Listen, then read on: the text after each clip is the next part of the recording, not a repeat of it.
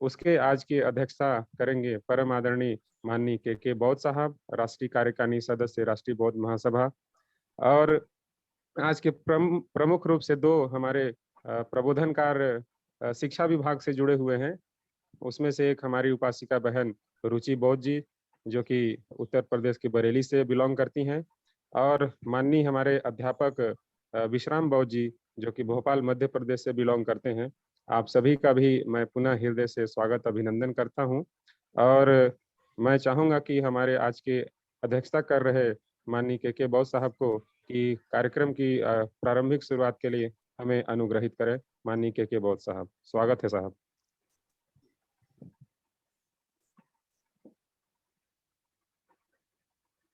आवाज जा रही है? जी आ रही है।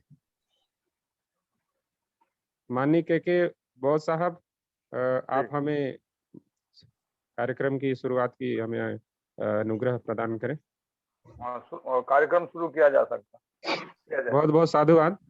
तो सर्वप्रथम मैं चाहूंगा कि आज के पहले कड़ी में पिछले हमारे बुधवार को जहां से हमारी कड़ी समाप्त हुई थी, उसके आगे की कड़ी को, वाचन के कड़ी को आरंभ करेंगे अध्यापिका बहन रुचि बौद्ध जी। आप सादर आमंत्रित हैं, आप आए और वाचन प्रारंभ करें। जय भीम, नमो बुद्धाय। जय भीम, जय भीम, नमो नमो बुद्धाय। बुद्धाय। आप सभी को जय भीम, नमो बुद्धाय। आप सभी के स्वास्थ्य की मंगल कामनाएं करते हुए मैं आज का वाचन आरंभ करती हूँ। आज का वाचन आरंभ होता है। घा धम्म तभी सधम्म हो सकता है जब वह समस्त सामाजिक मतभेदों को मिटा दे। धम्म तभी सधम्म हो सकता है जब वह आदमी और आदमी के बीच की दीवार को गिरा दे। जात पात व ऊंच नीच की मानसिकता समाज विरोधी है। एक आदर्श समाज क्या है? वेदों के अनुसार वेदों ने आदर्श समाज की परिभाषा की है और वेद गलती की संभावना से परे है, अतः उनके द्वारा परिभाषित समाज ही आदर्श समाज है जिसे आदमी स्वीकार कर सकता है। वेदों द्वारा निर्धारित आदर्श समाज को चातुर्वर्ण में नाम से जाना जाता है। वेदों के अनुसार इस प्रकार के समाज द्वारा 3 बातों की पूर्ति की जानी चाहिए। इसमें 4 वर्ण होने चाहिए: ब्राह्मण, क्षत्रिय, वैश्य तथा शूद्र। इन वर्गों का आपसी संबंध क्रमिक असमानता के सिद्धांत पर आश्रित होना चाहिए। दूसरे शब्दों में ये सभी वर्ग एक दूसरे के समान नहीं होने चाहिए, बल्कि प्रतिष्ठा, अधिकार और सुविधाओं की दृष्टि में उन्हें एक दूसरे के ऊपर नीचे होना चाहिए। सबसे ऊपर ब्राह्मणों को रखा गया है, क्षत्रियों को ब्राह्मणों के नीचे किंतु वैश्यों से ऊपर रखा गया है। वैश्यों को क्षत्रियों के नीचे किंतु शूद्रों से ऊपर रखा गया है और शूद्र को सबसे नीचे रखा गया है। चातुर्वर्ण की तीसरी व्यवस्था यह है कि प्रत्येक वर्ग अपने लिए एक निश्चित पेशे में लगा रहेगा। ब्राह्मण का पेशा है पढ़ना, पढ़ाना और धार्मिक संस्कार करना। क्षत्रिय का पेशा है शस्त्र धारण करना और लड़ना। वैश्य का पेशा है व्यवहार तथा दूसरे कारोबार करना। शूद्र का पेशा है ऊपर के तीनों वर्गों की सेवा करना, उनके सभी दासोचित्र हे व घृणास्पद काम करना। कोई एक वर्ग दूसरे वर्गों के पेशों में अतिक्रमण नहीं करेगा, वह उसके पेशे की सीमा में पैर नहीं रख सकता। इस आदर्श समाज के सिद्धांत को ब्राह्मणों ने उचित ठहराया और लोगों में इसका प्रचार किया। यह स्पष्ट है कि इस चातुर्वर्ण की सिद्धांत का प्राण ही असमानता है। यह सामाजिक असमानता किसी ऐतिहासिक विकास का परिणाम नहीं है। असमानता ब्राह्मणवाद का शास्त्र सम्मत सिद्धांत है। भगवान बुद्ध ने इसका जड़ मूल से विरोध किया। भगवान बुद्ध जातिपात के बहुत कट्टर विरोधी थे और समानता के सबसे बड़े समर्थक थे। जातिवाद और असमानता के समर्थन में दिया गया कोई भी ऐसा तर्क नहीं है जिसका उन्होंने खंडन न किया। ऐसे अनेक ब्राह्मण हैं जिन्होंने इस विषय में बुद्ध को चुनौती दी, लेकिन तथागत ने उन्हें हराकर एकदम मौन कर दिया। अश्वलायन सूक्त में एक कथा इस प्रकार कही गई कि एक बार सभी ब्राह्मणों ने अपनों में से एक अश्वलायन नाम के ब्राह्मण को राजी करके भगवान बुद्ध के पास भेजा कि वह जाकर जातिवाद और असमानता के विरुद्ध व्यक्त किए गए बुद्ध के विचारों का खंडन करे। अश्वलायन तब भगवान बुद्ध के पास गया और उसने ब्राह्मणों की श्रेष्ठता का पक्ष भगवान बुद्ध के सामने रखा। उसने कहा, श्रवण गौतम, ब्राह्मणों का मत है कि ब्राह्मण ही ऊंचे वर्ग के हैं, शेष उनके नीचे हैं। ब्राह्मण ही शुक्ल वर्ण है, शेष वर्ग कृष्ण वर्ण के हैं। पवित्रता का वास केवल ब्राह्मणों में है, अब्राह्मणों में नहीं। केवल ब्राह्मण ही ब्रह्मा के औरस पुत्र हैं, उनके मुख से उत्पन्न, उनके रचे हुए, उनके द्वारा पैदा हुए तथा उनके उत्तराधिकारी। श्रवण गौतम का इस विषय में क्या कहना है? तथागत के उत्तर ने अश्वलायन के तर्क को ध्वस्त कर दिया। बुद्ध ने कहा, अश्वलायन, क्या ब्राह्मणों की ब्राह्मण पत्नियां ऋतुमती नहीं होती, गर्भ धारण नहीं करती और संतान का प्रसव नहीं करती? यह होते हुए भी क्या ब्राह्मणों का वही मत है जो तुमने कहा है? यद्यपि ब्राह्मण भी वैसे ही स्त्रियों से उत्पन्न होते हैं जैसे अन्य लोग होते हैं। अश्वलायन कोई उत्तर न दे पाया। तब बुद्ध ने आगे अश्वलायन से एक और प्रश्न किया। अश्वलायन, यदि एक क्षत्रिय एक ब्राह्मण कन्या के सहवास करे तो संतान कैसी होगी? क्या वह पशु संतान होगी अथवा मानव संतान? फिर भी अश्वलायन के पास कोई उत्तर न था।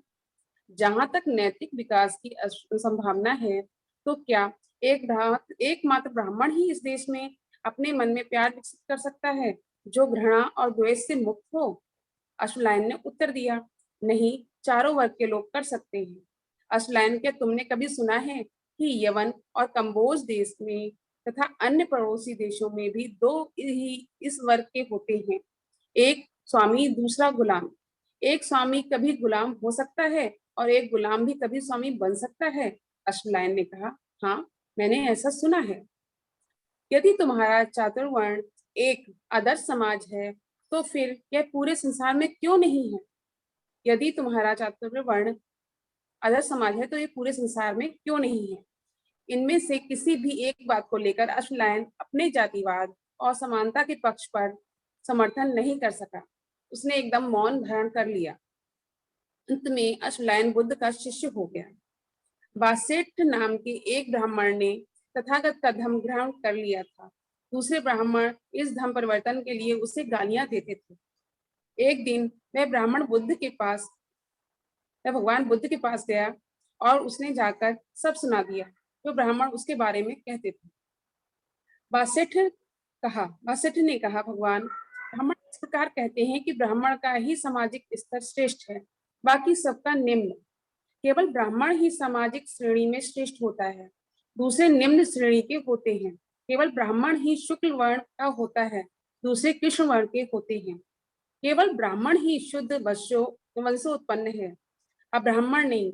केवल ब्राह्मण ही ब्रह्मा के औरस पुत्र हैं, उनके मुख से उत्पन्न है, ब्रह्मा की संतान है, ब्रह्मा द्वारा रचे गए हैं, ब्रह्मा के उत्तराधिकारी हैं। जहां तक तुम्हारी बात है, तुमने अपने अभिजात वर्ग का त्याग करके उस नीचे वर्ग में सम्मिलित हो गए हो जिसमें निम्न वर्ग है, सिर मुंडे श्रवण हो, जो अभद्र है, कृष्णवर्णी है, जो पैरों से उत्पन्न शूद्र है। तुम्हारे लिए यह रास्ता ठीक नहीं है, यह रास्ता उचित नहीं। उस पर भी तुम अपने अभिजात वर्ग का त्याग करके उस नीच वर्ग में सम्मिलित हो गए हो। उन सिरमुंडों, उन गवारों, उन कृष्ण वर्ण के लोगों, उन शूद्रों के साथ जो हमारी जाति की जूतियों से उत्पन्न वर्ण है। भगवान, इन शब्दों में ब्राह्मण मुझे दोष देते हैं, मेरी निंदा करते हैं, मुझे गाली देते हैं। किस तरह की कोई असर नहीं छोड़ते, किसी तरह की कोई कसर नहीं छोड़ते। भगवान बुद्ध ने कहा, वासेठ, तो निश्चय से ब्राह्मण ऐसा करते समय अपनी प्राचीन कहानी को भूल गए हैं। उनके विपरीत तुम्हारे वर्णों की सभी स्त्रियों की तरह ब्राह्मणियों की संतान उत्पन्न करती तथा पालन पोषण करती हुई देखी जाती है। ऐसा होने पर भी माता की योनि से उत्पन्न वे ब्राह्मण ही कहते हैं कि ब्राह्मण ब्रह्मा के औरस पुत्र हैं, ब्रह्मा के मुख से उत्पन्न हुए हैं, उसकी संतान है, उसकी उत्पत्ति है तथा वे ब्रह्मा के उत्तराधिकारी हैं। ऊंची जाति नहीं है, ऊंची जाति नहीं है, उच्च आदर्श महत्वपूर्ण है। एक बार ऐसुकारी ब्राह्मण तीनों प्रश्नों को लेकर बुद्ध से साक्षात करने गया। पहला प्रश्न जो उसने उठाया वह पेशों के स्थायी वर्गीकरण के बारे में था। वर्गीकरण के पक्ष में बोलते हुए उसने कहा, मैं आपसे एक प्रश्न पूछने आया हूँ। ब्राह्मणों का कहना है क्योंकि वे सर्वोपरि हैं इसलिए वे किसी की सेवा नहीं करेंगे, अन्य सभी उन्हीं की सेवा करने के लिए उत्पन्न हुए। श्रवण गौतम, सेवा के 4 विभाग किए गए हैं। ब्राह्मणों द्वारा की जाने वाली सेवा, क्षत्रियों द्वारा की जाने वाली सेवा, वैश्यों द्वारा की जाने वाली सेवा तथा शूद्रों द्वारा की जाने वाली सेवा। किंतु एक शूद्र ही जो है जो दूसरा शूद्र ही सेवा कर सकता है। दूसरा कौन शूद्र की सेवा करेगा? श्रवण गौतम, आपका इसके बारे में क्या मत है? भगवान बुद्ध ने ऐसुकारी ब्राह्मण से एक प्रति प्रश्न पूछकर उसके प्रश्न का उत्तर दिया। तथागत ने कहा, क्या सारा संसार ब्राह्मणों के इस वर्गीकरण के अनुसार चलता है? जहां तक मेरी बात है, ना मैं यही कहता हूँ कि सभी सेवाएं की ही जानी चाहिए, ना यही कहता हूँ कि सभी सेवाएं नहीं की जानी चाहिए। यदि किसी सेवा की करने से आदमी की स्थिति खराब होती है, अच्छी नहीं होती, तो वह सेवा नहीं की जानी चाहिए। किंतु यदि किसी सेवा के करने से आदमी की स्थिति खराब होने की बजाय बेहतर होती है, तो यह सेवा करनी चाहिए जो उसकी स्थिति को उत्तम बनाती है। यही एक कसौटी है जिस पर क्षत्रियों, ब्राह्मणों, वैश्यों, शूद्रों की सेवा के बारे में समान रूप से निर्णय किया जाना चाहिए।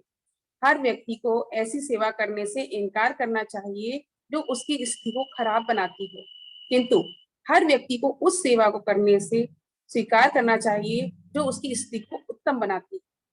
दूसरा प्रश्न ऐसुकारी ब्राह्मण ने उठाया, आदमी के स्तर को निश्चित करने के लिए उसकी वंश परंपरा का विचार क्यों नहीं किया जाना चाहिए?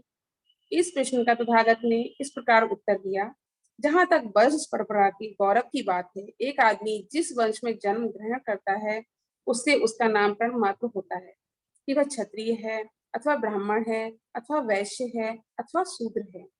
जैसे जिस प्रकार के ईंधन से आग उत्पन्न होती है उसी से उसका नामकरण हो जाता है। वह लकड़ी की आग है या चैली की आग है या लकड़ी की गांठ की आग है अथवा वह गोबर की आग है। इसी प्रकार आदमी के लिए सदम्य ही उसका वास्तविक धन है। जन्म तो केवल आदमी की चारों वर्णों में से किसी न किसी जाति को निर्धारित करता है, ना वंश परंपरा से, ना अच्छी शक्ल होने से अथवा धनी होने से कोई आदमी अच्छा या बुरा होता है।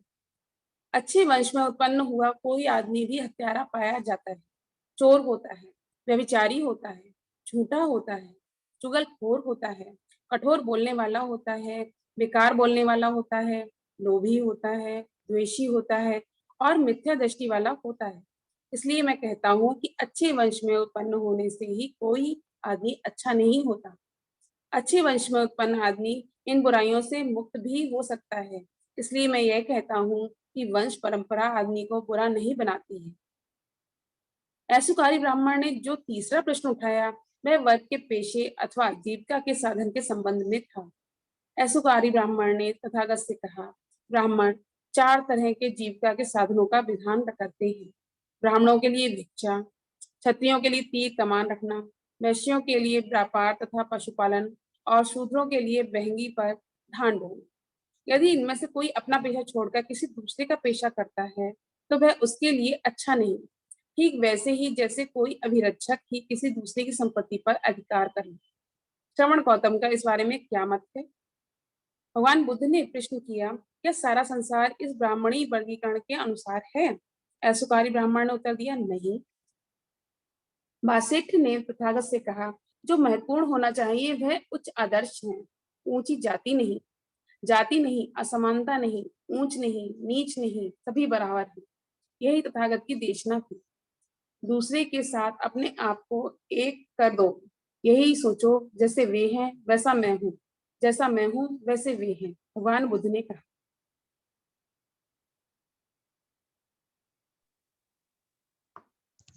माननीय विश्राम बौद्ध जी, आप आगे की कड़ी का वाचन प्रारंभ करेंगे। जी। धम तभी सदम है जब वह शिक्षा दे। किसी आदमी का जन्म से नहीं बल्कि उसके गुणों से ही मूल्यांकन किया जाना चाहिए। ब्राह्मण जिस चातुर्वर्ण का उपदेश देते थे उसका आधार जन्म था। एक आदमी ब्राह्मण है क्योंकि उसका जन्म ब्राह्मण माता पिता से हुआ है। जो क्षत्रिय माता पिता से पैदा हुआ है वह क्षत्रिय है। जो वैश्य माता पिता से पैदा हुआ है वह वैश्य है। जो शूद्र माता पिता से पैदा हुआ है वह शूद्र है।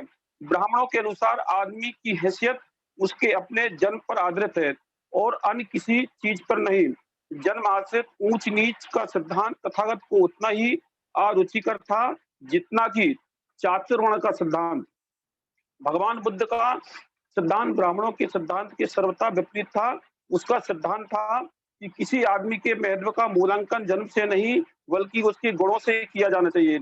जिस अवसर पर भगवान बुद्ध ने अपने इस सिद्धांत का उपदेश दिया उस अवसर की अपनी विशिष्टता है।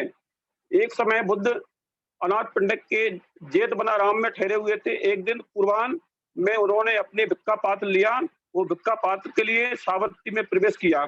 उस समय यज्ञानी प्रज्वलित थी और यज्ञ की तैयारी चल रही थी। सावत्ती में घर घर भिक्षाटन करते भगवान बुद्ध उस अंगिक ब्राह्मण के घर पहुंचे। तथागत को दूर से आता देख ब्राह्मण क्रोधित हो उठा और बोला, मुंडक वही रहे, तुक्ष श्रवण वही रहे, विरसल वही रहे।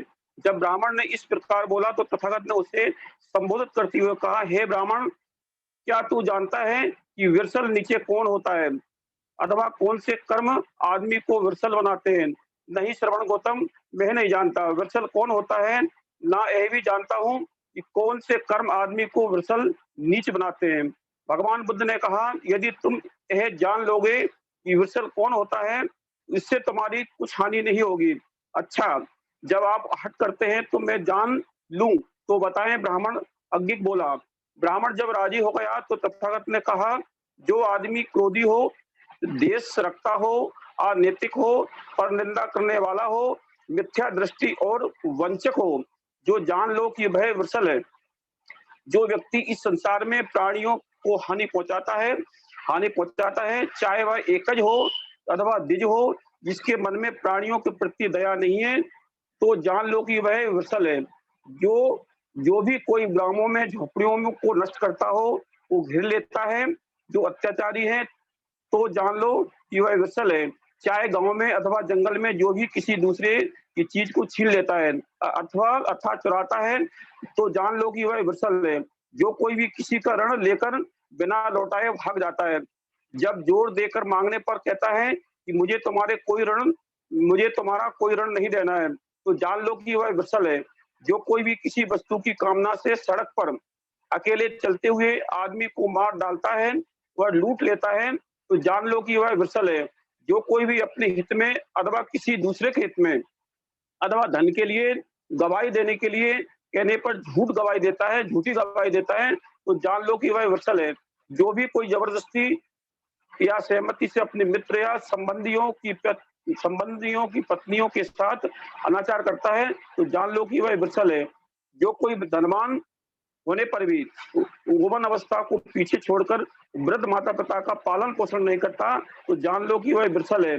जो कोई भी कुशल धम पूछे जाने पर अकुशल धम की शिक्षा देता है और रहस्य बनाकर शिक्षा देता है, तो जान लो कि वह विरसल है। जन्म से कोई विरसल नीच नहीं होता, वह जन्म से कोई शूद्र नहीं होता। सुनकर अज्ञिक ब्राह्मण तथागत को बुरा भला कहने पर बहुत लज्जित हुआ। धम्म तभी सधम्य है जब वह आदमी और आदमी के बीच समानता को बढ़ावा देता है। यह धम्म है जो मानव समाज में समानता को बढ़ावा देता है। आदमी असमान ही जन्म लेते हैं। कुछ हष्टपुष्ट होते हैं, कुछ कमजोर होते हैं, कुछ अधिक बुद्धिमान होते हैं, कुछ कम बुद्धिमान, अथवा कुछ बिल्कुल बुद्धिमान नहीं होते हैं। कुछ अधिक सामर्थ्यवान होते हैं, कुछ कम सामर्थ्यवान होते हैं, कुछ धनी होते हैं, कुछ गरीब होते हैं। सभी को अस्तित्व के लिए संघर्ष करना पड़ता है। इस अस्तित्व के लिए संघर्ष में यदि असमानता को स्वाभाविक स्थिति स्वीकार कर लिया जाए तो सबसे कमजोर का तो कहीं ठिकाना ही नहीं रहेगा। क्या वह असमानता का नियम जीवन का नियम बन जाना चाहिए? कुछ लोग इस आधार पर हाँ में उत्तर देते हैं कि जो जीवन संघर्ष में टिकने के अधिक योग्य होगा वही टिका रहेगा। प्रश्न यह है कि जो आदमी जीवन संघर्ष में टिके रहने के लिए योग्यतम है, क्या वही आदमी श्रेष्ठतम है? कोई भी इसका स्पष्ट उत्तर नहीं दे सकता। इसी संदेह के कारण धन समानता का उपदेशक देता है, क्योंकि समानता श्रेष्ठतम व्यक्ति के जीवित रहने में सहायक हो सकती है, चाहे वह व्यक्ति योग्यतम ना हो। समाज को श्रेष्ठतम आदमी चाहिए, योग्यतम नहीं। इसलिए यही प्राथमिक कारण है जिसके कारण धर्म समानता का समर्थक है। भगवान बुद्ध का यही दृष्टिकोण था और इसलिए उनका यह तर्क था कि जो धर्म समानता का समर्थक नहीं है वह अपनाने योग्य नहीं है। क्या आप किसी ऐसे धर्म का आदर कर सकते हैं जो यह विश्वास दिलाता हो कि कर्म की सिफारिश करता हो, जो दूसरों को दुखी बनाकर स्वयं सुखी बनाने की शिक्षा देता हो, तथा दूसरों को दुखी बनाकर दूसरों को सुखी बनाने का शिक्षा देता हो, तथा अपने को और दूसरे को दोनों को दुखी बनाने की शिक्षा देता हो? क्या वह धर्म सबसे श्रेष्ठतर नहीं है जो अपने सुख के साथ साथ दूसरों के सुख में वृद्धि करता हो और किसी प्रकार के अत्याचार को सहन नहीं करता? यह कुछ प्रश्न सर्वाधिक महत्वपूर्ण थे जिन्हें भगवान बुद्ध ने उन ब्राह्मणों से पूछा जो समानता के विरोधी थे। ब्राह्मण बुद्ध का धर्म एक न्याय संगत धर्म है जो आदमी की अपनी पुण्यप्रद मनोवृत्ति में से उत्पन्न होता है। चौथा खंड धर्म और धम। पहला भाग धर्म और धम। धर्म क्या है? पहला भाग, धर्म एक अस्पष्ट भ्रामक एवं अनेकार्थ शब्द है जिसका कोई निश्चित अर्थ नहीं है। एक ऐसा शब्द है जिसके अनेक अर्थ हैं। इसका कारण है कि धर्म बहुत सी अवस्थाओं में से होकर गुजरा है। हर अवस्था में अहम धारणा धर्म कहलाती है। यद्यपि एक अवस्था में इस धारणा का वही अर्थ नहीं था जो बीती अवस्था में था अथवा आने वाली अवस्था समय में होने वाला है। धर्म की संकल्पना कभी निश्चित नहीं रही, ये समय समय पर बदलती चली आई है। एक समय था जब बिजली, वर्षा और बाढ़ जैसी घटनाएं आदि मानव की समझ से परे की बात थी। ऐसी किसी भी घटना पर काबू पाने के लिए जो भी कुछ टोटका किया जाता था जादू कहलाता था। इसलिए धर्म को जादू समझा जाने लगा। तब धर्म के विकास में दूसरा चरण आया। इस चरण में धर्म का अर्थ आदमी के विश्वासों, धार्मिक कर्मकांडों, धर्मानुष्ठानों, प्रार्थनाओं और यज्ञ बलियों के अर्थ में समझा जाने लगा। लेकिन धर्म की एक धारणा अनुमान पर आधारित थी।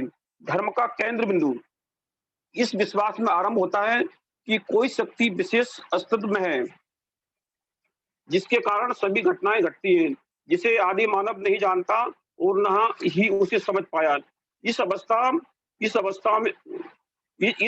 में पहुंचने पर जादू अपना अस्तित्व खो बैठा है। आरंभ में शक्ति अपकारी है, किंतु बाद में माना जाने लगा कि परोपकारी भी हो सकती है। ये विश्वास कर्मकांड, धर्मानुष्ठान और यज्ञ बलियों हितैषी शक्तियों को संतुष्ट करने के लिए और क्रोध शक्ति को शांत करने के लिए दोनों प्रकार से आवश्यक थी।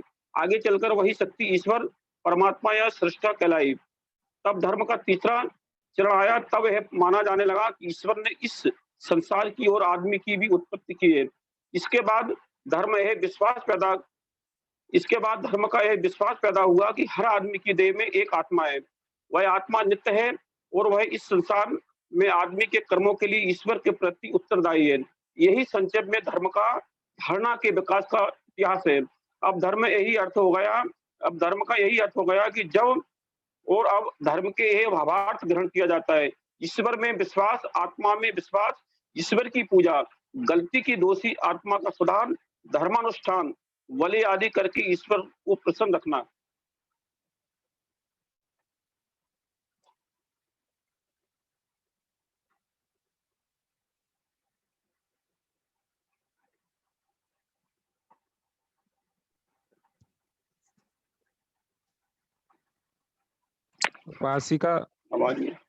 उपासिका बहन रुचि बहुत जी आगे वाचन करें आगे का। कि धम्म से धर्म कैसे भिन्न है। प्रज्ञा, करुणा, शील व मैत्री धम्म है। भगवान बुद्ध जिसे धम्म कहते हैं वह मूल रूप में धर्म से अलग है। जिसे भगवान बुद्ध धर्म कहते हैं वह उनके सदृश है, जिसे यूरोप के देववादी रिलीजन कहते हैं। लेकिन दोनों में कोई अधिक समानता नहीं, बल्कि दोनों में बहुत बड़ा अंतर है। इसलिए कुछ यूरोपीय देववादी भगवान बुद्ध के धम्म को धर्म स्वीकार करने से इनकार करते हैं। हमें इसके लिए कोई खेद नहीं है, हानि उन्हीं की है। इससे बुद्ध धर्म की कोई हानि नहीं होती, बल्कि इससे रिलीजन की कमियां सामने आती हैं। इस विवाद में पढ़ने की अपेक्षा यह अच्छा है कि हम यह बताएं कि धर्म का क्या भाव है और वह दिखाएं कि यह रिलीजन से कैसे अलग है। कहा जाता है कि धर्म या रिलीजन व्यक्तिगत चीज है और आदमी को इसे अपने तक ही सीमित रखना चाहिए। इसे सार्वजनिक जीवन में अपनी भूमिका नहीं निभाने देनी चाहिए। इसके विपरीत धर्म एक सामाजिक वस्तु है। यह मूल रूप से और आवश्यक रूप से सामाजिक है। धर्म का अर्थ है सदाचरण, जिसका अर्थ है जीवन के सभी क्षेत्रों में एक व्यक्ति का दूसरे व्यक्ति के साथ अच्छा संबंध। इससे स्पष्ट है कि यदि कहीं एक अकेला आदमी है तो उसे किसी धर्म की आवश्यकता नहीं, लेकिन जब दो आदमी परस्पर संबंध बनाकर रह रहे हैं तो उन्हें अवश्य ही धर्म को स्थान देना चाहिए, चाहे वे इसे पसंद करते हैं या नहीं। दोनों में से कोई एक भी इससे अलग नहीं रह सकता। दूसरे शब्दों में धर्म के बिना समाज का काम नहीं चल सकता। समाज को तीन विकल्पों में से एक को चुनना ही पड़ेगा। समाज चाहे तो अपने शासन के उपकरण के रूप में धर्म का चुनाव ना करे। यदि शासन का उपकरण धर्म नहीं है तो धर्म कुछ भी नहीं है। इसका अर्थ है कि समाज से अराजकता के पद को चुना है। समाज ने अराजकता के पद को चुना है। दूसरे समाज पुलिस अर्थात तानाशाही को शासन के उपकरण के रूप में चुन सकता है। तीसरे समाज धर्म और न्यायाधीश दोनों का चुनाव कर सकता है, जहां लोग धर्म का पालन करने में असफल रहते हैं। अराजकता और तानाशाही में स्वतंत्रता नहीं रह पाती। केवल तीसरी व्यवस्था में ही स्वतंत्रता जीवित रह पाती है। लेकिन जो स्वतंत्रता चाहते हैं उनके लिए धर्म अनिवार्य है। अब जानते हैं कि धर्म क्या है और धर्म की आवश्यकता क्यों है। भगवान बुद्ध के अनुसार धर्म के दो आधार तत्व हैं, प्रज्ञा तथा करुणा। प्रज्ञा क्या है? प्रज्ञा किस लिए? प्रज्ञा का अर्थ है बुद्धि। भगवान बुद्ध ने प्रज्ञा को अपने धर्म के दो स्तंभों में से एक माना है, क्योंकि वे अंधविश्वास के लिए कहीं कोई स्थान नहीं छोड़ना चाहते थे। करुणा क्या है और करुणा किस लिए? करुणा का अर्थ है दया, प्रेम, क्योंकि इसके बिना समाज ना तो जीवित रह सकता है और ना ही उन्नति कर सकता है। यही कारण है कि भगवान बुद्ध ने करुणा को अपने धर्म का दूसरा स्तंभ बनाया। भगवान बुद्ध के धर्म की यही परिभाषा है। धर्म की परिभाषा कितनी भिन्न है। भगवान बुद्ध द्वारा दी गई धर्म की यह परिभाषा कितनी प्राचीन और फिर भी कितनी आधुनिक है, कितनी आदिम और फिर भी कितनी मौलिक। किसी से उधार नहीं ली गई, फिर भी कितनी सच्ची। प्रज्ञा और करुणा का एक अनूठा सम्मिश्रण है तथागत का धर्म। धर्म और धर्म में बस यही अंतर है। धर्म का उद्देश्य और धर्म का उद्देश्य, धर्म का उद्देश्य और धर्म का उद्देश्य। धर्म एक रिलीजन का उद्देश्य क्या है और धर्म का उद्देश्य क्या है? क्या वे दोनों एक समान और एक ही है अथवा दोनों भिन्न भिन्न है? इन प्रश्नों का उत्तर दो सूक्तों में है। एक जिसमें भगवान बुद्ध और सुनक की बातचीत का उल्लेख है, दूसरा जिसमें भगवान बुद्ध और पोठपाद ब्राह्मण की बातचीत का वर्णन किया गया है। तथागत एक बार मल्लों के नगर अनुपीय में विहार कर रहे थे। उस समय चीवर पहन वस्त्र लेकर तथागत अनुपीय नगर में भिक्षाटन के लिए प्रवेश किया। रास्ते में उन्होंने सोचा कि कदाचित भिक्षाटन के लिए अभी जाना बहुत जल्दी होगा, इसलिए वह भग्गव परिवारजक के आश्रम पर मिलने के लिए चले गए। भगवान बुद्ध को आता देखकर भग्गव परिवारजक उठ खड़ा हुआ और अभिवादन किया और बोला, आप कृपया आसन ग्रहण करें, आपके लिए आसन सज्जित है। तब तथागत वहीं विराजमान हुए। भग्गव परिवारजक भी एक नीचा आसन लेकर पास ही बैठ गया। इस प्रकार बैठ भग्गव परिवारजक ने भगवान बुद्ध से कहा, कुछ दिन हुए, काफी दिन हुए भगवान सुनक छवि मेरे पास आया था और वह इस प्रकार बोल रहा था कि अब मैंने श्रवण गौतम को त्याग दिया है। भग्गव मैं अब उनके अधीन शिष्य नहीं हूँ। क्या जैसा उसने कहा वह ठीक है? भग्गव ऐसा ही है जो सुनक लिच्छवी ने कहा, तथागत ने उत्तर दिया। इसके आगे तथागत बोले, कुछ दिन हुए, काफी दिन हुए, सुनक लिच्छवी मेरे पास आया था और कहने लगा, अब मैं तथागत का त्याग करता हूँ, अब मैं तथागत का शिष्य नहीं रहूंगा। जब उसने मुझसे यह कहा कि तब मैंने उससे पूछा कि सुनक्त, क्या मैंने तुझसे कभी कहा है कि सुनक्त तू आ और मेरा शिष्य बनकर मेरे पास रहे? भगवान, नहीं, ऐसा आपने कभी नहीं कहा। अथवा तुमने ही मुझसे कभी कहा कि मैं तथागत का अपना गुरु मानकर उसके शिष्यत्व को मैं रहूंगा? भगवान, नहीं, ऐसा मैंने कभी नहीं कहा। तब मैंने उससे पूछा, जब मैंने ही तुझसे कहा था और ना ही तूने मुझसे कहा, तो क्या मैं हूँ, क्या तू है जो तू त्यागने की बात करता है? मूर्ख, सोच, इसमें तेरा अपना कितना दोष है। सुनक्त बोला, लेकिन भगवान, आप मुझे सामान्य मनुष्यों की शक्ति से परे कोई प्रतिहार चमत्कार नहीं दिखाते। सुनक्त, क्या मैंने कभी उससे कहा कि सुनक्त तू आकर मुझे अपना गुरु बना ले और तब मैं तुझे सामान्य मनुष्यों की शक्ति से परे कोई चमत्कार दिखाऊंगा? भगवान, ऐसा आपने कभी नहीं कहा। अथवा सुनक्त, तूने ही मुझसे कभी कहा था कि मैं भगवान को अपना गुरु स्वीकार करता हूँ, क्योंकि भगवान मुझे सामान्य आदमियों की शक्ति से परे कोई चमत्कार दिखाएंगे। भगवान, नहीं, मैंने भी कभी ऐसा नहीं कहा। जब यदि मैंने ही तुझे कहा और तूने ही मुझसे कहा, तो क्या मैं हूँ और क्या तू है जो तू मूर्ख आदमी त्यागने की बात करता है? सुनक्त, तू क्या सोचता है, चाहे सामान्य मनुष्यों की शक्ति से परे चमत्कार दिखाए जाए और चाहे ना दिखाए जाए, मैं जिस उद्देश्य से धर्म की शिक्षा देता हूँ, वह आदमी को बुराई के समूल विनाश की ओर ले जाता है। भगवान, चाहे चमत्कार दिखाए वो चाहे ना दिखाए, निश्चय निश्चय ही तथागत की धर्म देशना का यही उद्देश्य है कि जो कोई भी तथागत के धर्म के अनुसार आचरण करेगा, वह बुराई का नाश कर सकेगा। सुनक्त, जब धर्म के उद्देश्य की दृष्टि से उसका कोई महत्व नहीं है कि कोई चमत्कार दिखाया जाए अथवा ना दिखाया जाए, तो तेरे लिए चमत्कार प्रदर्शन का क्या मूल्य है? हे मूर्ख, अब तू ही देख, इसके लिए तू स्वयं कहाँ तक दोषी है। लेकिन भगवान, आप मुझे सृष्टि के आरंभ का भेद भी ना बताते।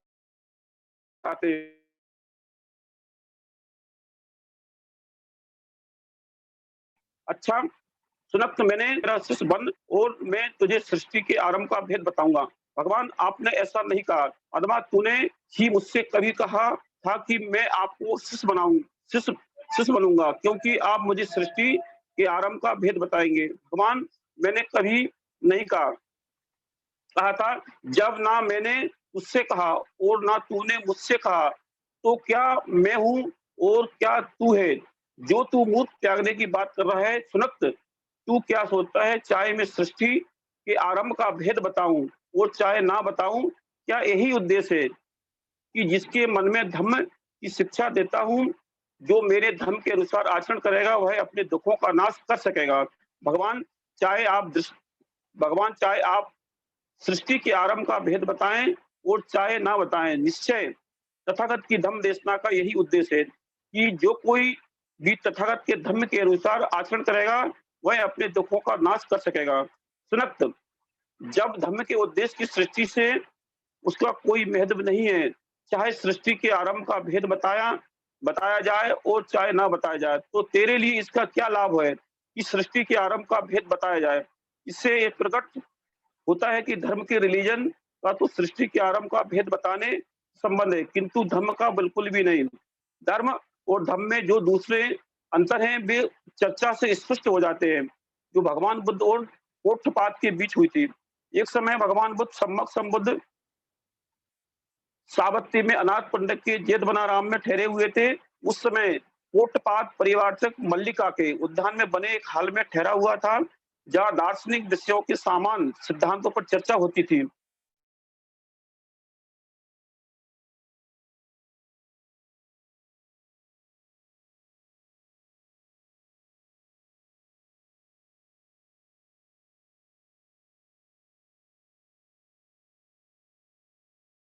उसके साथ लगभग 300 अनुयायी बात के बीच बाचाबात ने भगवान बुद्ध से पूछा, भगवान ना तो बताएं कि क्या मत सत्य है और शेष मत मूर्खतापूर्ण है? तथागत ने उत्तर दिया, पौष्ठपाद, मैंने इस विषय में कभी अपना कोई मत व्यक्त नहीं किया। तब इसी तरह से पौष्ठपाद ने इन निम्न प्रश्नों की क्रमशः पूछा, क्या संसार शाश्वत नित्य नहीं है? क्या संसार ससीम सीमित है? क्या संसार असीम है? क्या आत्मा और शरीर एक ही है? क्या आत्मा और शरीर भिन्न भिन्न है? क्या जिसने सत्य की खोज लिया है वह मृत्यु के बाद रहता है? क्या मृत्यु के बाद फिर नहीं रहता है? क्या मृत्यु के बाद, क्या वह मृत्यु के बाद रहता है और नहीं रहता है? क्या वह मृत्यु के बाद ना तो रहता है ना फिर नहीं रहता है? इस प्रकार प्रत्येक प्रश्न का तथागत ने एक ही उत्तर दिया। पोठपाद इस विषय पर मैंने अपना कोई मत व्यक्त नहीं किया, लेकिन तथागत ने इन विषयों पर अपना मत क्यों व्यक्त नहीं किया? क्योंकि इन प्रश्नों को उत्तर देने से किसी को भी लाभ नहीं है, इनका धर्म से भी कोई संबंध नहीं है। ये आदमी के सदाचरण में भी सहायक नहीं है, ये विराग में सहायक नहीं है, ये वासना की समृद्धि में सहायक नहीं है, ये शांति सहायक नहीं है, ये मन की एकाग्रता में सहायक नहीं है, प्रज्ञा की प्राप्ति में सहायक नहीं है, ये प्रज्ञा के लाभ में सहायक नहीं है, ना ही निर्माण की ओर अग्रसर करते। इसलिए मैंने इस विषयों पर अपना कोई मत व्यक्त नहीं किया है। तो तथागत ने किन विषयों का व्याख्यान किया है? मैंने बताया है कि दुख क्या है, मैंने बताया है कि दुख का समुदाय क्या है, मूल कारण क्या है, मैंने बताया कि दुख का निरोध क्या है, मैंने बताया कि दुख के निरोध के अंत का मार्ग क्या है।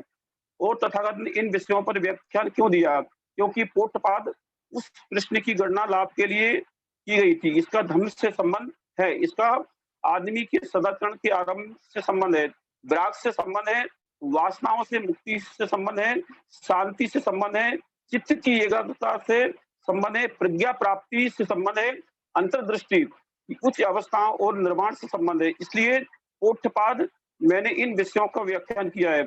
इस संबंध से स्पष्ट हो जाता है कि धर्म रिलीजन के कौन से विषय विचारणीय है और धर्म के कौन से विषय विचारणीय नहीं है। दोनों में जमीन आसमान का अंतर है। धर्म का उद्देश्य संसार की उत्पत्ति की व्याख्या करना है, जबकि धर्म का उद्देश्य का पुनर्निर्माण करना है।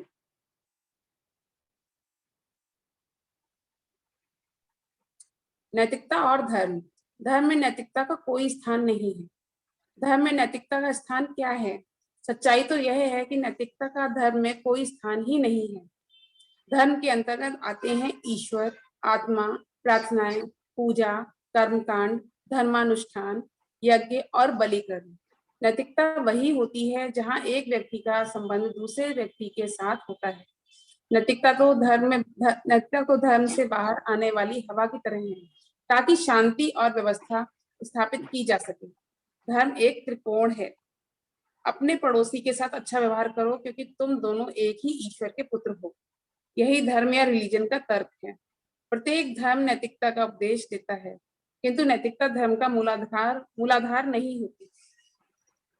यह साथ जोड़ दिए गए एक रेल के डिब्बे की तरह हैं। यह अवसर के अनुसार जोड़ दिया जाता है और अलग भी कर दिया जाता है।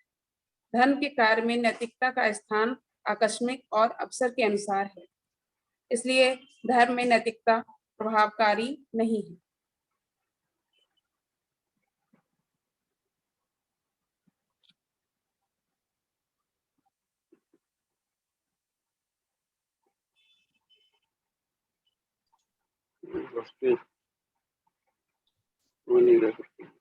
जी हेलो आदरणीय बहुत साहब, विश्राम बहुत साहब जी आगे की कड़ी।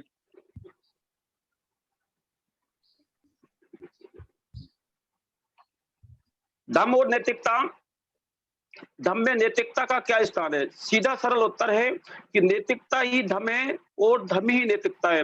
दूसरे शब्दों में यद्यपि धर्म में ईश्वर के लिए कोई स्थान नहीं है, तो भी मैं नैतिकता धर्म में ईश्वर का स्थान ले लेती है।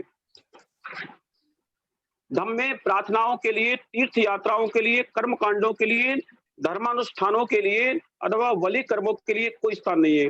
नैतिकता ही धर्म का सार है। इसके बिना धर्म ही नहीं है। आदमी द्वारा दूसरे आदमी के प्रति मैत्री की आवश्यकता के कारण ही धर्म में नैतिकता उत्पन्न होती है। इसमें ईश्वर की स्वीकृति कोई आवश्यकता नहीं है। ईश्वर को प्रसन्न करने के लिए आदमी को नैतिक बनने की आवश्यकता नहीं है। भले अपने भले के लिए ही आदमी के लिए यह आवश्यक है, उसे आदमी के साथ मैत्री करनी है। केवल नैतिकता ही पर्याप्त नहीं है। आज यहीं रुकेंगे, हम यहीं समाप्त करेंगे। और जी अब आगे की कार्रवाई संचालक जी आगे करें। चलिए, बहुत बहुत साधुवाद सभी सम्मानित साथियों। आज का हमारा बुद्ध और उनका धम्म का वाचन का कड़ी यहीं पर विराम देते हैं और आगे नेक्स्ट अगले बुधवार को हम लोग केवल नैतिकता ही पर्याप्त नहीं है, यह पवित्र और विश्वव्यापी होनी चाहिए।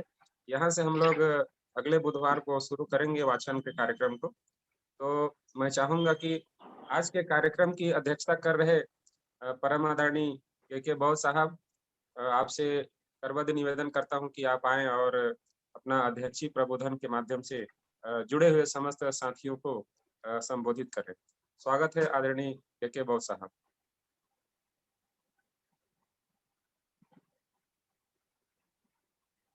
आवाज आ रही है? हाँ जी जी, आ रही है। अच्छा ठीक। विश्व विख्यात महाकारुणिक तथागत गौतम बुद्ध एवं उन्हीं के विचारधाराओं को प्रचारित प्रसारित करने वाले बोधिसत्व डॉक्टर भीमराव अम्बेडकर एंड महापुरुषों को नमन।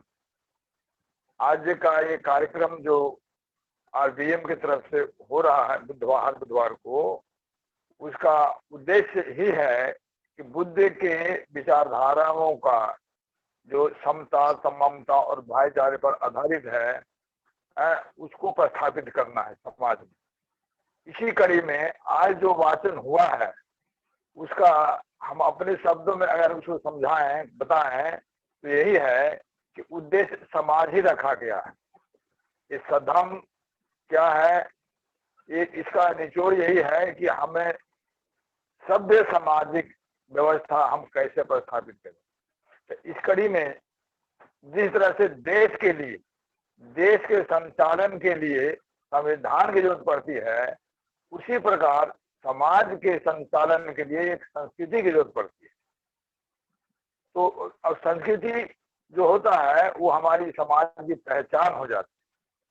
अब समाज कैसे बनेगा इसका मैं अपने शब्दों में विश्लेषण करके बता दूं ताकि आम आदमी को भी समझ में आ जाए। समाज में 3 सीढ़ी है। पहला है कि अब किसी सामने वाले को अपने से ऊंचा मानना। दूसरा है कि सामने वाले को अपने से नीचा मानना। और तीसरा और लास्ट है कि सामने वाले को बराबर मानना। ये बहुत व्यवहारिक बात बता दूं। अगर कोई आगंतुक आए आपके पास, अगर उनको ऊंचा माना तो स्वाभाविक है कि आप दब्बू हो जाए। बिल्कुल अंडरस्टूड है, साइकोलॉजिकल है। और जैसे सामने वाले को नीचा माना तो आपके भीतर अहंकार हो जाए। ये दोनों बीमारी है, एक लो बीपी है, एक हाई बीपी है, दोनों डेंजरस। इसीलिए हम तो महामना गौतम बुद्ध को तो हम कहते हैं कि ये सोशल डॉक्टर, जैसे कि मेडिकल का डॉक्टर होता है जो शरीर की जानकारी होता है, बीमारी होती है तो कैसे होती है, कहाँ शुरू होती है, कब होती है, उसी प्रकार से महामना गौतम बुद्ध ये अब सोशल डॉक्टर थे। उनको एक एक पॉइंट पर उनको रिसर्च किए कि कहाँ से समाज में बीमारियां शुरू होती है। इसलिए हमें जो भी सामने आ जाए, व्यवहार में, घर में, बाजार में, दुकान में, जो भी सामने टकरा जाए, ट्रेन में, बस में, हमें बगल वाले को अपने बराबर मानना। जैसे ही बराबर मानेंगे समता का भाव और ममता का भाव पैदा हो जाएगा। ये जड़ है, व्यवहार में हमको लाना होगा। अभी वाचन करते हैं, ये बहुत जरूरी है, लेकिन इसके अगर वाचन तक ही सीमित हो जाएंगे तो भी समाज के लिए कोई फायदा नहीं होगा। इसलिए जितने भी जुड़े हुए लोग हैं और जो जुड़ना चाह रहे हैं, उनको ये ध्यान रखना होगा कि हम डे टू डे लाइफ में कितना हम व्यवहार में लागू करते हैं। अगर ऐसा करेंगे तो जाति भी खत्म हो जाएगा।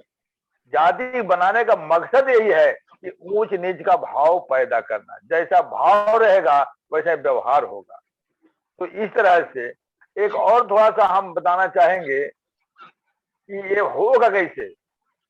तो एक जैसे बोलते हैं ना कि अनुशासन, अनुशासन शब्द शासन से बना है। बड़ी शासन तो बाद में होगी, लेकिन पहले छोटे छोटे शासन यानी अनुशासन को हमें पालन करना पड़ेगा। इसमें ABC पर हम बैठाए हुए हैं बताने के लिए लोगों को। जैसे हम लोग मीटिंग में जुड़ते हैं, अगर 7 बजे टाइम दिया हुआ है तो हम 2 मिनट लेट क्यों करते हैं? हमको थोड़ा सा मिलिट्री का भी अनुभव है, समय का पाबंद भी हम लोग जानते हैं। अगर 7 बजे टाइम है तो 7 बजे के 1 मिनट में क्यों आते हैं, 2 मिनट में क्यों आते हैं, 2 मिनट पहले क्यों नहीं आते हैं? क्योंकि हम लोग अलर्ट नहीं है। इसलिए हम रिक्वेस्ट करेंगे कि अगर 7 बजे है तो कम से कम 1 मिनट पहले, 2 मिनट लेट आने के बजाय 1-2 मिनट पहले हम लोग जुड़ जाएं। अब हम देखते हैं कि 5 मिनट पहले से कार्रवाई शुरू हो जाती है, ऑन हो जाता है जूम वगैरह, लेकिन फिर भी हम लोग लेट करते हैं। ये एक टेंडेंसी है। बढ़िया बढ़िया स्कूल में सिस्टम है कि समय पर आना। हम तो ये भी देखे हैं कि सेंट्रल स्कूल में कि लड़का 1 मिनट लेट पहुंचा था, गेट बंद हो गया और गो बैक बोल दिया, प्रिंसिपल खुद बोल दिया गो बैक।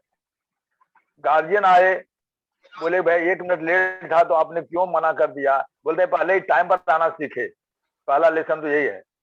तो इस तरह से हम लोगों को थोड़ा अपने जीवन में लागू करना पड़ेगा। पढ़ रहे हैं, वाचन कर रहे हैं, बहुत अच्छा है, ध्यान दे रहे हैं, बहुत अच्छा है, लेकिन व्यवहार में लागू करना पड़ेगा। दूसरा बात है कि बैठने का हम रिक्वेस्ट करेंगे कि जितने लोग कैमरा के सामने आ जाए, मतलब मोबाइल के सामने जितने लोग आ जाते हैं, कम से कम गतिविधि दिखाएं। अब अभी देख रहे थे कि चालू है, मोबाइल चालू है, ऑन है, और वो कहीं उठ के जा रहे हैं, कुछ ला रहे हैं, फिर बैठ रहे हैं, फिर किताब ला रहे हैं। ये गतिविधि अच्छा नहीं लगता। जैसे बोलते हैं ना, इसीलिए पार्लियामेंट में, असेंबली में लोग कैमरा चालू कर दिया, इसलिए कि गतिविधि कम से कम अपना कंट्रोल रखें कैमरा के सामने कम से, क्योंकि कैमरा ऑन है और पूरे इंडिया के लोग उसको देख रहे हैं। तो इसलिए हम लोगों को बैठना होगा, तो शांति भाव से बैठना होगा। तीसरा, सुनना है। सुनना है तो ध्यान से सुनना होगा। ऐसे नहीं कि हम कुछ और भी ध्यान कर रहे हैं। कभी कभी हम देखते हैं किन्हीं को चाय पीते हुए कितना awkward लगता है। इसके मतलब आपने तैयारी नहीं की है।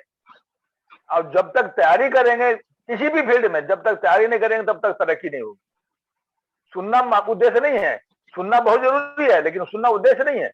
उद्देश्य है कि हम माइंड बनावें, सुने, विचार पैदा करें, विचार के बाद हम व्यवहार में लाएं जितना संभव हो। तो इसी तरह से हमें थोड़ा ध्यान देना पड़ेगा।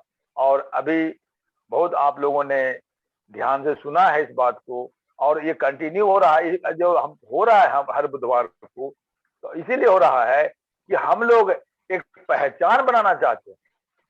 संस्कृति की एक पहचान होती है, तो हम इसलिए संस्कृति में जुड़े हुए हैं। जैसे मुस्लिम भाई लोग हैं, दुनिया में हैं, लेकिन शुक्रवार को ही मिलते हैं। हम लोग मालूम है कि अल्लाह शुक्रवार को मस्जिद में नहीं आता, लेकिन अल्लाह के बहाने मोहल्ला के लोग आपस में मिल जाते हैं, भाईचारा। और जो पास से पास होगा और पास से प्रेम होगा, जिसके पास हम नियमित रूप से बैठने लग जाएंगे, उनके प्रति हमें स्वाभाविक रूप में प्रेम पैदा हो। इसीलिए ब्राह्मण सिस्टम ने हमें दूरी बनाया, जात नहीं ये जाल बनाया, और उसी में हम लोगों को फंसा दिया। तो इसलिए करके इसका इलाज है। बुद्धा ने बहुत पहले इलाज किया था। बुद्ध को भगवान लोग मानते हैं, लेकिन हम लोग उनको क्रांतिकारी मानते हैं, पहला क्रांतिकारी, और वो सफल हुए अपने मिशन। अब बीच में गायब हो गया है किसी कारण से। अब हम लोग जो नया एनर्जी हम लोग मिल रहा है, डॉक्टर भीमराव अंबेडकर द्वारा जो मिला, वो उससे हम लोग जागरूक हो रहे हैं, और धीरे धीरे ये विचारधारा देश और दुनिया में जा रही है। इसलिए हमें ये सोचना होगा कि जब तक अपने व्यवहार में 4 को वह हमने इकट्ठा किया है, वह से विचार। दुनिया में 2 ही विचार है, एक समता, एक विषमता। अगर हमने समता माना तो व्यवहार हमारा अकॉर्डिंगली हो जाएगा। और अगर व्यवहार हो जाएगा, अभी सुबह सुबह ये पाठन हुआ, बहुत अच्छी बात है। हम रिक्वेस्ट भी करते रहते हैं, और भी RBM के सदस्यों की बात करते हैं कि अपने अपने मोहल्ले में करना चाहिए शाम को। बुद्ध गौतम के नाम, बुधवार के शाम, देश के हर गांव में, केवल शहर में नहीं, जंगल में है या राजधानी में है, शहर में है या नगर में है, लेकिन हम लोग अपने 2 ही 4 आदमी आवे, 10 आदमी आवे। पहले जो दुकान खोलेगी तो ग्राहक की भीड़ नहीं होती है, तो इस तरह से हम लोग सोच कर करके बिल्कुल स्वाभाविक रूप में लेकिन बैठना शुरू करें। अभी ऐसे कोरोना का लहर है, अलग बात है, लेकिन परिवारिक लोग तो बैठ जाएं कम से कम, और सामूहिक खाना खाने के पहले एक वंदना करें। तो इस तरह से कल्चर जो होगा, एक परिवार में 3 जनरेशन रहता है, तो तीनों जनरेशन प्रभावित हो जाएंगे और जो कल अभ्यास बन जाएगा, फिर जो बच्चा का जो जनरेशन है वो ऑटोमेटिक उनको विरासत मिल जाएगी ये कल्चर। इस तरह से हमें करना पड़ेगा। और इसी के साथ अभी समय भी हो रहा है, समय का भी ख्याल रखना, ये भी अनुशासन है। इसलिए हम इसको समाप्ति करने की हम निवेदन करते हैं। जय भीम, नमो बुद्धाय। 2 मिनट राष्ट्रीय अध्यक्ष महोदय और हमें अनुग्रहित करें, मात्र 2 मिनट। शब्द सत्ता करा के कार्यक्रम को समाप्त। आगामी कार्यक्रम की सूचना भी यह है सम्मानित साथियों, शनिवार और रविवार। जी जी। तो आइए सब इस मंगल गाथा के साथ आज के कार्यक्रम की हम समापन करेंगे। तो आदरणीय हमारे कार्यकारिणी अध्यक्ष आजाद जी हैं, आप ही कराओ। सोनाली जी आप ही कराओ, अच्छा है आपका करें। माइक को अनम्यूट कर लें आप।